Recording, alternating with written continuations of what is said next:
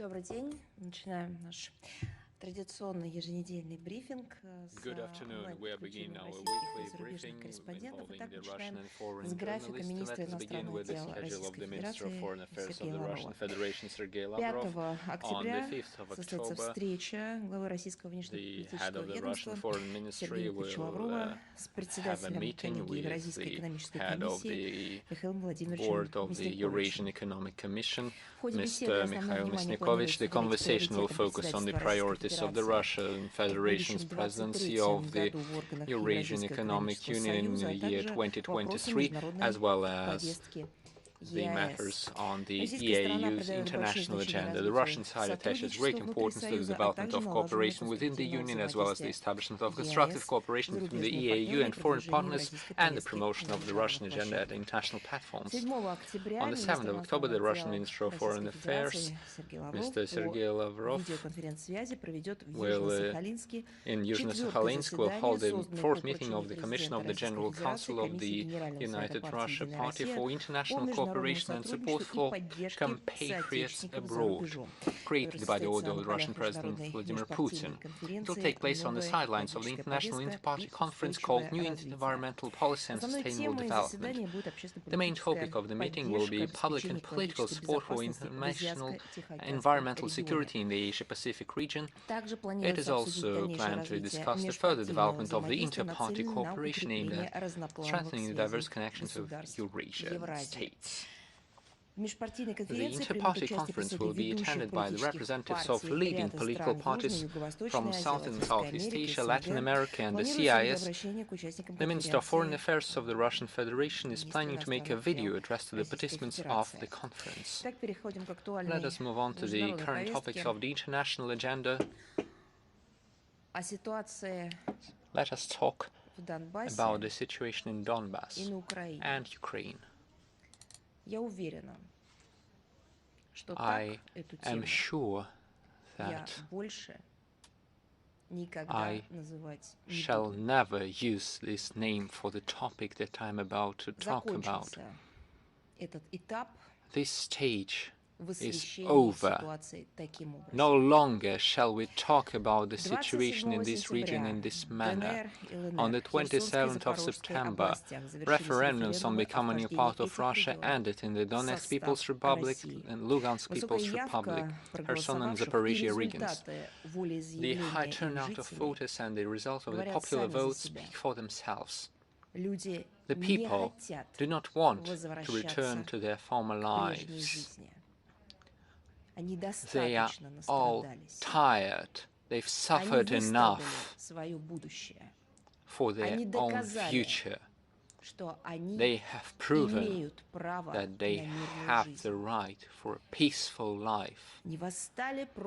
They have risen against terror and the long war unleashed by the Kiev regime against its own people, as was the case first in Donbass and then in the territories of the Zaporizhia and Kherson regions. Let me repeat what is obvious for everyone who was genuinely interested in the developments in the region. Instead of using this so-called news produced by the global mainstream agencies, the people have made a conscious and free choice, declaring loudly and firmly to the whole world their desire to be together with Russia from now on, and to forever tie their future fate to our country, which has been, is, and always will be their historical homeland. They have given the chance to be treated as citizens of Ukraine. The Kiev regime, the Kiev politicians have lost their independence and delegated their authority to their foreign masters, and from now on they have failed to implement this high honor. perhaps the witnesses of the neoliberal totalitarian regime. By the way, many of them stood in lines at the foreign embassies here in Moscow, cannot understand that. For them, welfare means only one thing. For them, it is only about preserving their own small comfort zone. They do not understand the meaning of thinking about others. They have no idea what compassion means. They do not know the meaning of sacrifice for the sake of your loved ones, for the sake of those who are asking for help or calling for it. Sometimes it happens. I am talking to those who for many years have been preaching this liberal logic. The spirit turns out stronger than the circumstances. It is stronger than the temptations and threats. Yes, I am talking to the Western countries right now. We have different prides. You have placed your bets on your partnership in the body. We are putting our bets on the partnership in spirit. I would like to emphasize that the referendums in the DPR, LPR, the Kherson and Zaporizhia regions were conducted in full accordance with the norms and principles of international law, and they did not contradict the international practice. They were absolutely legal. Where are those norms, you may ask? Many of you may ask. These are the norms of the international law stated in the Charter of the United Nations, as well as many other documents adopted by this global organization. We just need to allow ourselves to be objective, impartial, instead of ignoring what we don't like and only seeing what is being imposed on us. Instead, we should be deep in thinking. We should remember our history and today's reality. That is the only way to give a full evaluation to what happened these days. Both Kiev and the West are well aware of this, but instead they pretend to not understand, in order to not allow the public in their own countries to understand and give their own evaluation of the situation from the point of view of international law. The people of Donbass and Ukraine exercise their right to self-determination. We cannot deny them this right. This was done in accordance with the Charter of the United Nations and in accordance with the practices and the norms which had never been denied by the West and sometimes even used by them. However, the Zelensky regime, and most importantly, its American masters, do not want to accept this reality.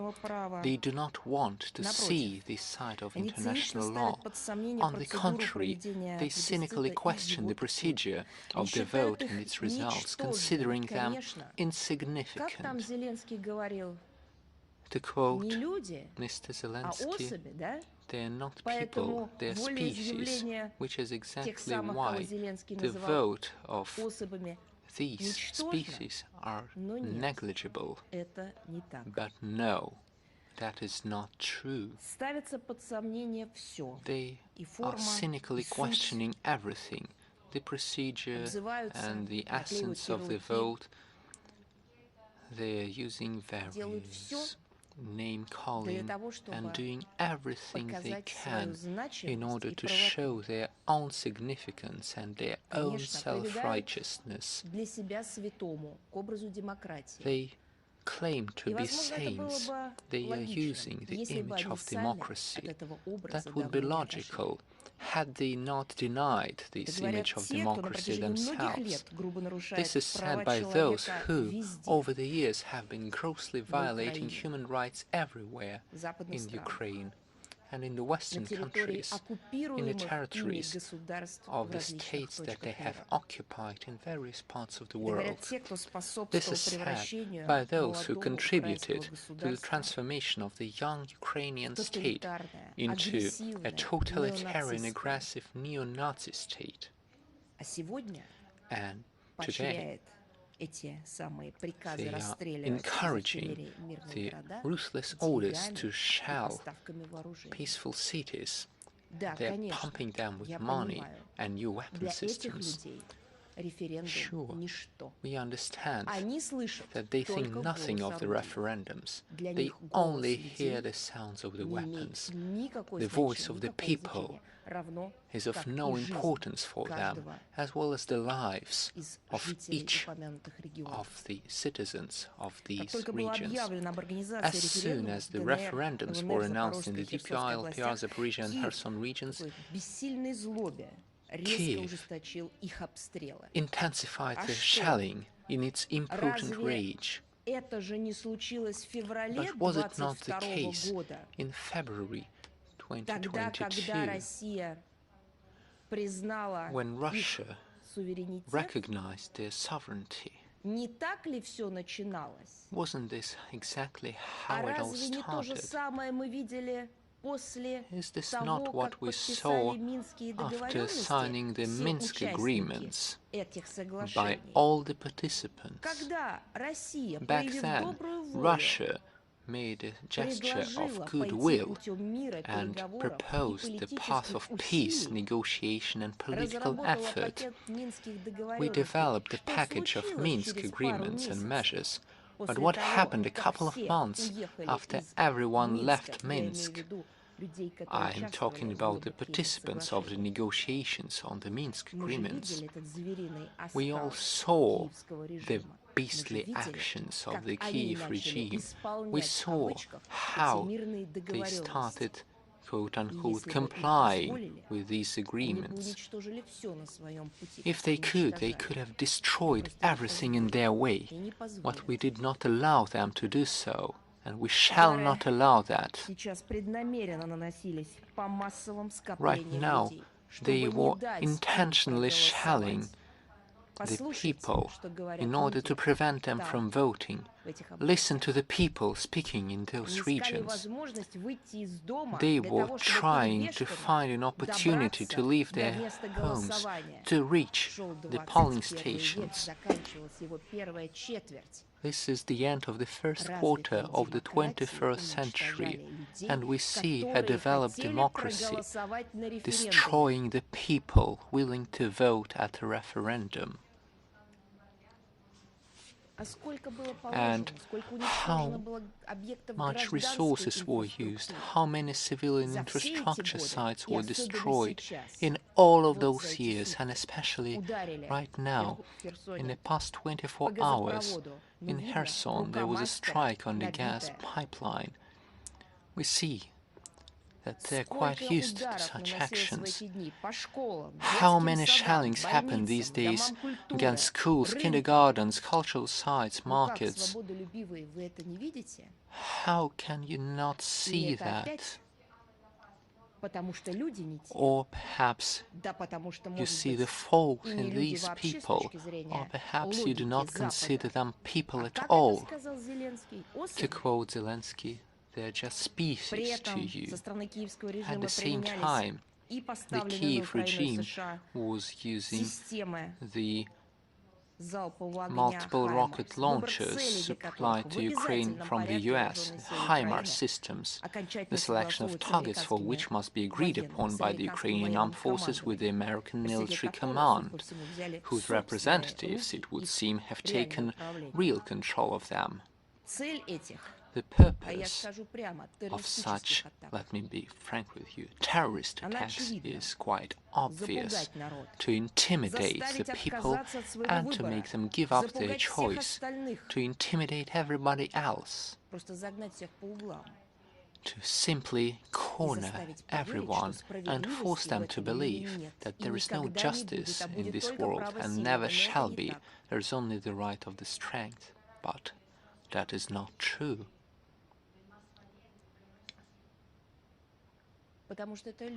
These are the people. These are the people of Donbass.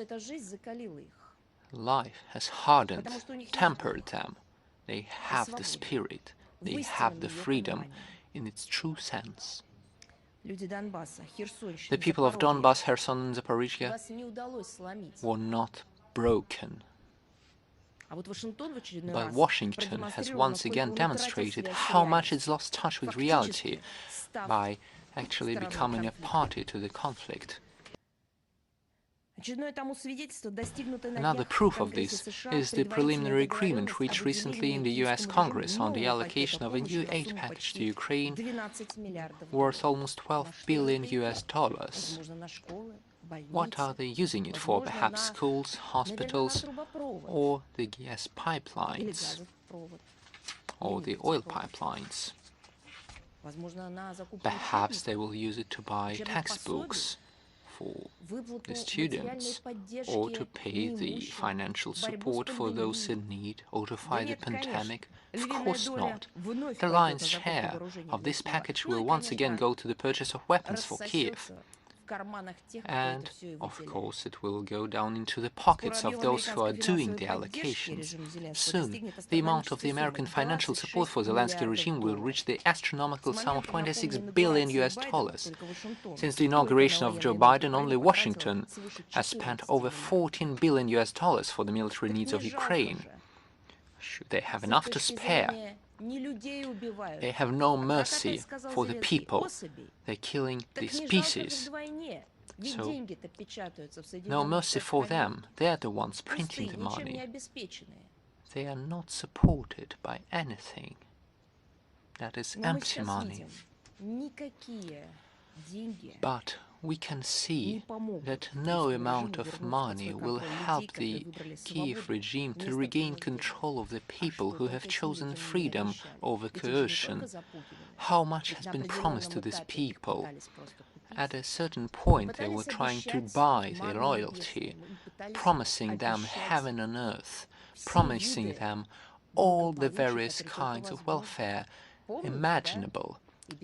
Do you remember the promises of the visa-free travel with the European Union? But our country was denied such privileges for unclear reasons many years ago.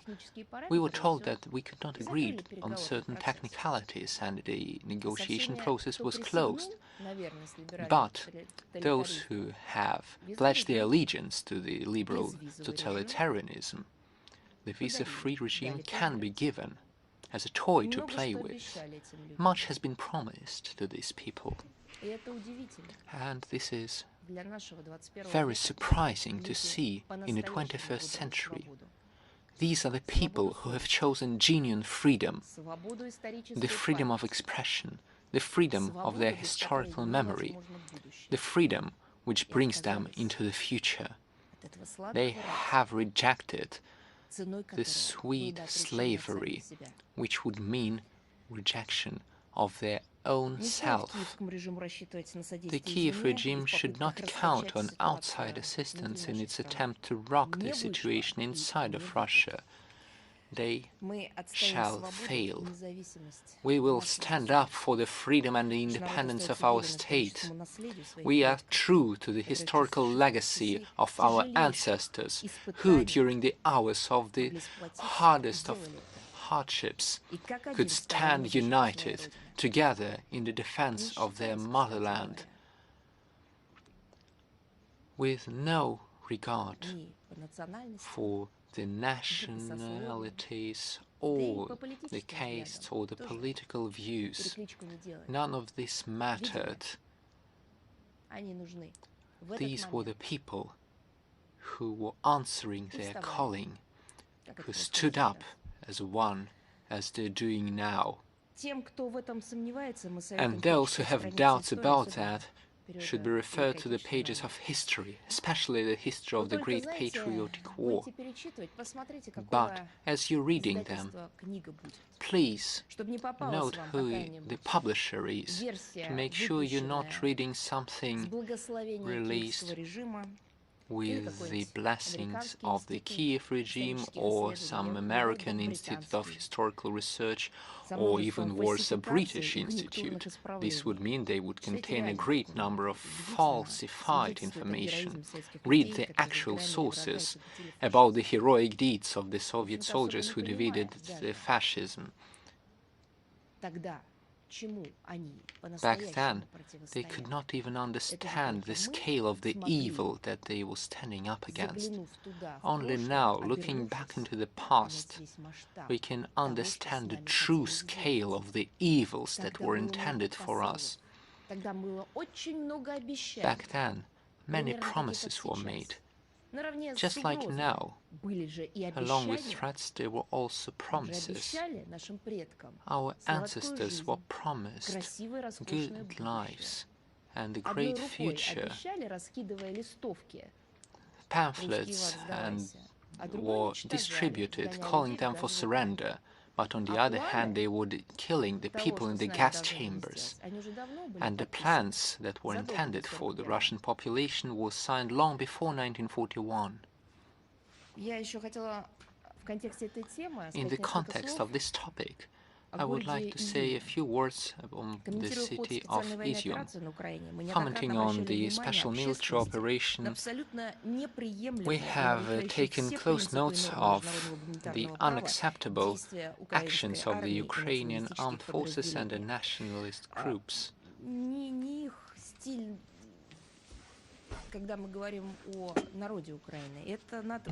We are not talking about the people of Ukraine here. They are simply using the NATO methods and the guidelines, which were sometimes used by certain terrorist organizations, in particular ISIL. They are setting up firing positions and ammunition depots in schools, hospitals and residential buildings, using civilians as human shields and shooting refugees. All of this leads to numerous civilian casualties. We're speaking very much about the civilian infrastructure, which is subject to shellings, to make sure that the civilians, the peaceful population, cannot survive. In this context, we wonder why the Western press, I'm sure they still have the competent thinking people, I hope so, including the leading Western agencies, for some reason they remain deaf to the daily deaths of dozens of people in Donbass as a result of inhumane shellings from heavy weapons supplied to Ukraine by the United States and its allies. In particular, from HIMARS multiple launch rocket systems, the use of which, as Kiev claims, must be agreed upon with the United States for each specific target. No, they are not asking these questions, they are not interested in the investigations, and we know exactly why. As stated by numerous American experts, if you dare ask this question, not to mention write an article, if you ask a question, you will be removed from the information space. You will not be invited to any conference or event. You will have no chance at publishing. You won't get any interviews. And speaking of social media, everything is very simple. You will be simply cancelled at the one press of a button, and your account is suspended. You no longer exist. There is no longer a journalist presence on the social media. Speaking of Izium, I would like to note that following the regrouping of the Allied forces in Kharkov regime, the regime of Volodymyr Zelensky is trying to repeat the Bucha scenario by artificially fabricating the evidence of alleged crimes committed by the Russian military. The same dirty methods are used. It is claimed that the Ukrainian police have discovered almost 10 torture prisons and mass graves, Terrifying figures have been cited, about 450 burials.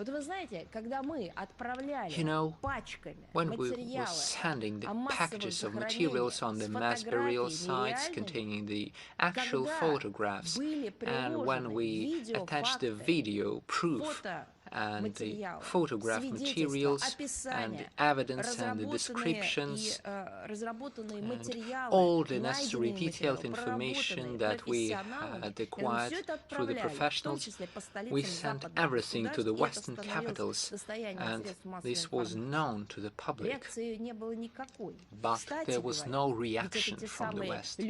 And these are the same people, or quite, as to quote Zelensky, non-people of the species, which are officially called Ukrainian citizens. Where were they in the Kyiv underground? Why were they ignoring our evidence? And how come for many years the people were buried alive? But now they are up with the times. They have taken up these Hollywood scenarios, and in order to avoid any inconsistencies, as was in the fabricated case in Bucha, the remains are being exhumed. However, it is impossible to even replicate what was done in Bucha, since there is a great deal of inconsistencies that is not possible to keep pushing this topic. Many tombstones bear the date of March the 9th, while the units of the Allied forces began to enter Izium on the 15th of March and took full control of it by the beginning of April. If these people died from violence and torture, it was clearly at the hands of the Ukrainian punitive forces. Interestingly, immediately after Izium was taken over by the Ukrainian armed forces on the 9th of September, the British journalists from the Daily Telegraph visited the burial site, and they have failed to find any traces of mass murders, and they quoted the local residents, saying that there were no detentions, torture or shootings. But on the 20th of September, the Verkhovna Rada Commissioner for Human Rights, Mr. Dmitry Lubinets, prevented the Western journalists from going there. Not even the Russian journalists, as you remember. They've been banned from everywhere for 10 years. They are stopped at the borders, they are being detained, arrested or sent back, they're included in the banned lists. But now they're not even letting the Western journalists come there, under pretext of an alleged mine threat. Perhaps the journalists of the Daily Telegraph somehow got there. Perhaps they did not have mercy for them. They were okay with them blowing up on the mines. But immediately they suddenly show so much humanity. And it happens with everything that is just staged. And what is currently actually shaking the entire world is the provocative actions on Nord Stream and Nord Stream 2. On the 27th of September, there was an